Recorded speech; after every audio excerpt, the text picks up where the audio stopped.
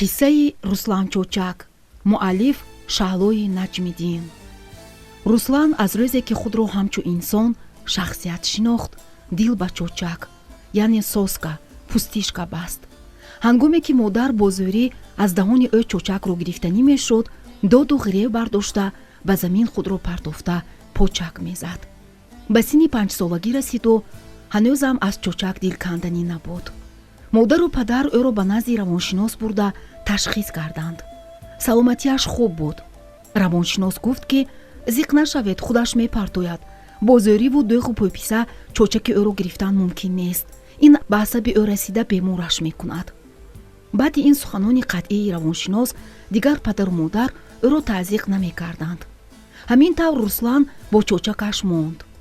баъди ба мактаби миёна рафтанаш ӯ ҳис кард ки ҳамаи ҳамсинфонаш чочаки калони даҳони ӯро масхара карда ба ӯ лақаби Руслан Чочак гузоштаанд. барои ҳамин Руслан доногӣ карда рӯзона ба дарс бечочак мерафт. чочаки калони сурхи дӯстдоштаашро дар кисаи сумкааш пинҳон мекард. ҳамин ки аз дарс ҷавоб мешуд, ба таҳонаш чочакашро бо ҳаловат мегузошту нафаси сабук мекашид. шабҳоку баъди дарсҳояшро тайёр кардан чочакашро ба шакарчой тар карда ба таҳонаш мегузошт. модар ин рафтори писари 14-солаашро дида дарунокӣ ғам мехӯрд. охир агар атрофиён аз ин ҳолати хандаовари писари ягонаашон бохабар шаванд, як шармандагӣ аст. бе ин ҳам ҳамсояҳо кайҳо боз номи аслии ӯро фаромӯш карда Руслан Чочак мегӯянд. Руслан чанд бор ба худ қавл дод ки чочакро мепартояд, аммо наметавонист. хумори чочакаш мегирифту оби таҳонаш мерафт. агар чочак нагирад, ангушти хурдиашро ба ҷои он ба таҳонаш андохта мемакид. боре модар бо қаҳр чочакро аз даҳони ӯ гирифту аз тиреза ба берун ҳаво дод. Руслан гирьякунон давида ба кӯча баромад. чочакашро кайҳо як мошини сабукрав зер карда гузашта буд. ӯ чочаки пачақашро аз рӯи роҳ бардошта бо алам гуфт: тамом, дигар чочак намегирам. аммо шабона ончунон хумори чочакаш гирифт ки қариб дод гуфта гирья кунад. рӯзона пеш аз ба дарс рафтан аз мағозаи назди мактабашон чочак харид. ин одати ӯро танҳо як ҳамсинфаш медонисту халос. боре бо ин ҳамсинфаш сахт ҷанҷол карду ӯ назди дигар ҷӯраҳояш масқаракунон гуфт: э мурту мард нашуда, ҳолиам дар даҳонат чочак аст. баъди ин суханони сахти ҷӯрааш Руслан қариб 3 рӯз бечочак гашт. аммо боз хумори чочакгирӣ баландӣ карду чочаки нав харид. акнун дар танҳоӣ чочак мемакид.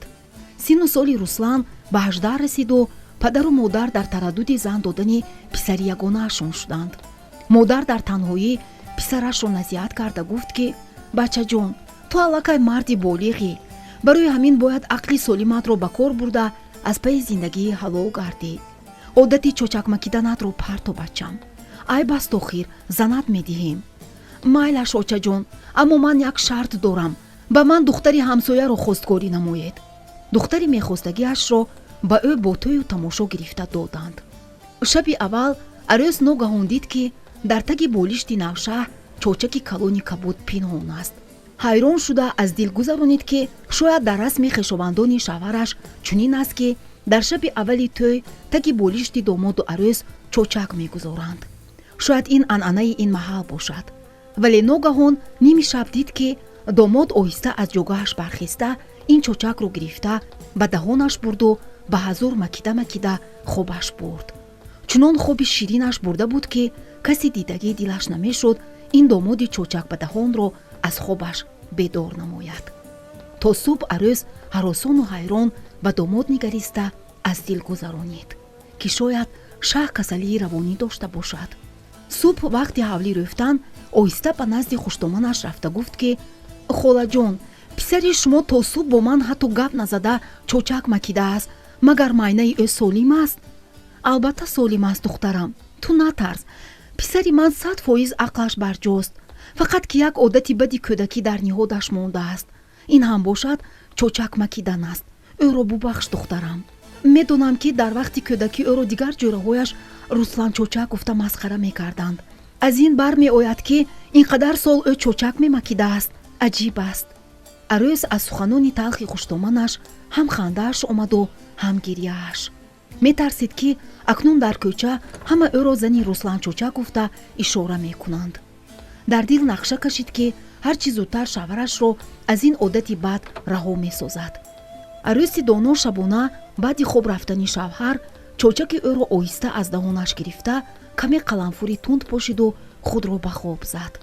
дере нагузашта Руслан бедор шуда чӯчакашро аз даҳонаш бо шаст гирифта «Вой сӯхтам!» гуфта аз дар баромад. баъди ним соат бо як чойники пури чой ба хона баргашта омад.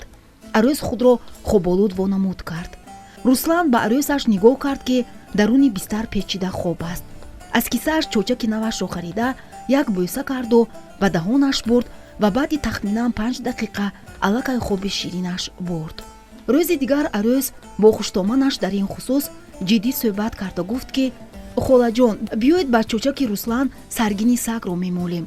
аз рӯи шунидам саргини саг хосияти хеле раҳандагӣ дорад. майлаш келинҷон, гуфти шумо шавад.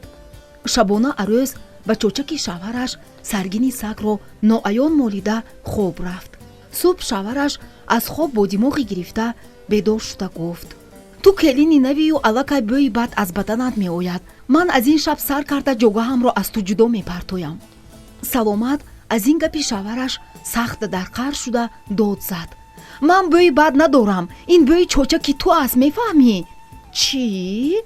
ин лаҳза Руслан аз шарм субҳ сурх шуда қариб ки мисли кӯдак гирья кунад.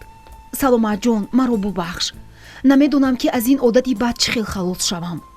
як роҳи халосӣ аст, гуфт саломат. чӣ хел? ту ба ҷои чӯчак рӯзҳои аввал чиликатро бимак. баъд оҳиста оҳиста ин одатат фаромӯш мешавад. нашуд охир, ман борҳо ин амалро санҷидаам. хуб, агар нашавад шабҳо хеста намози таҳаҷҷуд бихон. кӯшиш карда истодам, аммо намешавад. чӣ кор кунам саломат? пас ба чӯчакат ман заҳр мемолам, напинаму насӯзам. чӯчакро ки дӯст медоштаӣ чаро зан гирифтӣ? Руслан аз ин гапи ҳақиқати ҳамсараш сахт ба нанг омада аз пайи ислоҳи одати кӯдакии худ шуд. шабона ба чӯчакаш дорчини сиёҳ молида ба даҳон бурд. дилаш беҳазур шуда чӯчакро ба таги болишташ монд. шаби дигар ба чӯчакаш алафи татун ки хеле талх аст молид. шаби саввум ҳамсараш коклони дарозашро ба таҳони ӯ андохт. ҳамин тавр Руслан баъди 3 моҳи азобҳо аз одати чӯчак макидан якумра халос шуд. аммо то имрӯз дар тамоми деҳа ӯро Русланчӯчак гӯён қимоб кардаанд. шумо қиссаи Русланчӯчакро шунидед. муаллиф Шаҳлои Наҷмиддин, ровӣ Сурайёи Раҷабалӣ.